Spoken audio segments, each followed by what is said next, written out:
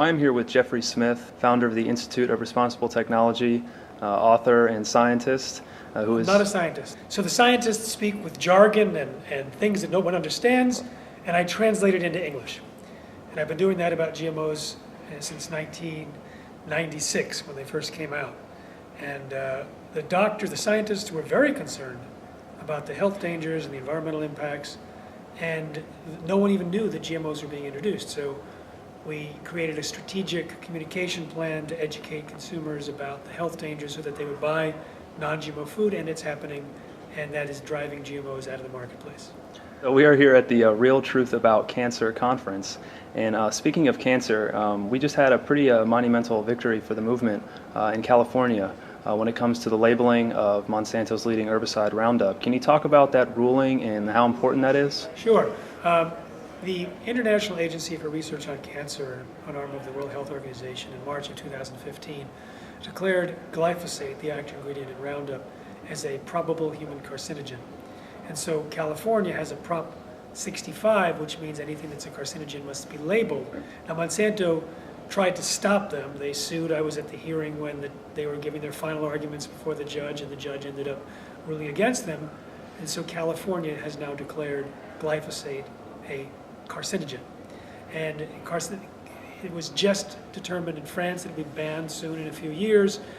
There's a big controversy going around because a lot of Monsanto people and a lot of Monsanto regulators, people that are actually colluding with Monsanto in the guise of being members of the EPA and the European counterpart, are saying it's not a problem.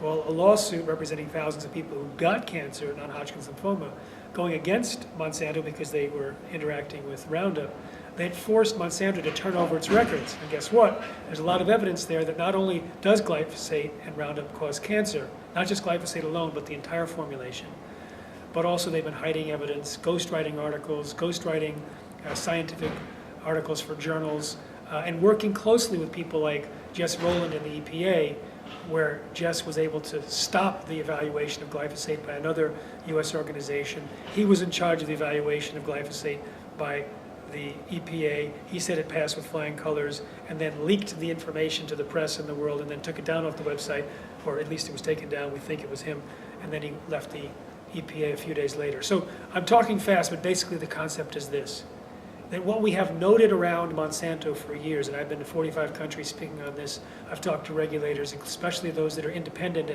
and honest, and they pull their hair out about what a lockdown Monsanto has on the regulatory process, and even what research gets done, and how they design the research to avoid finding problems, then push that and attack scientists who show problems, get papers retracted. We have from this documents how they hired, paid off an editor of a journal who then later retracted a study that was showing that glyphosate or Roundup caused serious problems with rats. So we now have the smoking guns.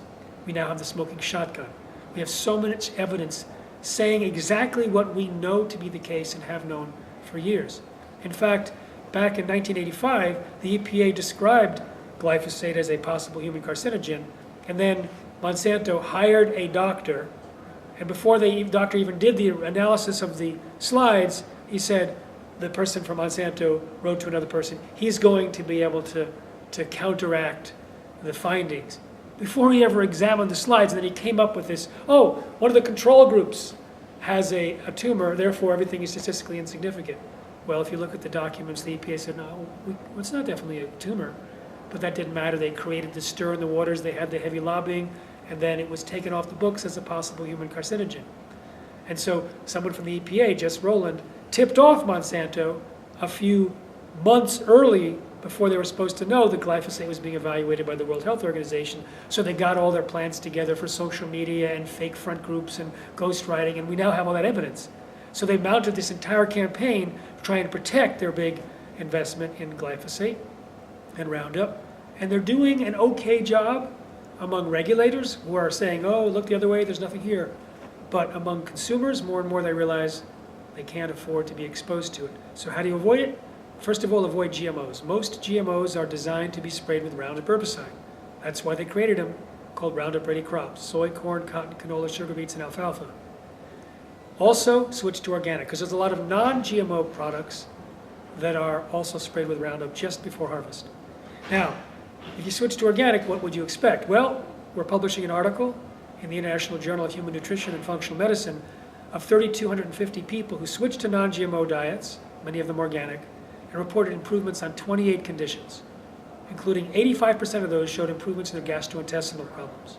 Then comes energy level, then obesity, then brain fog, then mood like anxiety and depression, then joint pain and all these other things, skin conditions, allergies. So tremendous changes, sometimes within days of switching to a non-GMO and organic diet. So that's my bottom line.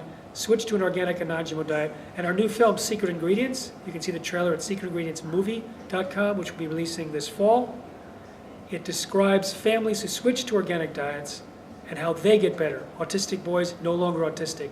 Infertile couples, no longer infertile, have children. People with serious diseases, you can meet them, plus the doctors that explain why, and the scientists that give the mechanics with the animation that shows it all.